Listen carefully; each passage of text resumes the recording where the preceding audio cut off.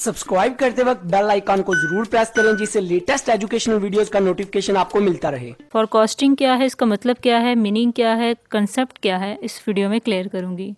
Forecasting का मतलब है कि पहले से ही कोई राय कायम कर लेना, कोई प्लानिंग कर लेना, मनसूबाबंदी कर लेना। ये एक टेक्निक है या एक ऐसा प्रोसेस है जिसमें बेसिकली हम आने वाले वक्त के बारे में कुछ प्रिडिक्ट कर रहे होते हैं, मींस के कुछ एस्टिमेट कर रहे होते हैं, फ्यूचर प्लान कर रहे होते हैं, या आप कह सकते हैं कि गुड गेस फॉर फ्यूचर। और ये फॉरकास्ट हर प्रोफेशन के लिए ज़रूरी हो सकता है। फ्यूचर प्लानिंग बहुत ज़रूरी होती है, प्रेडिक्शन बहुत ज़रूरी होती है किसी भी बिज़नेस ग्रोथ के लिए, किसी भी बिज़नेस डेवलपमेंट के लिए।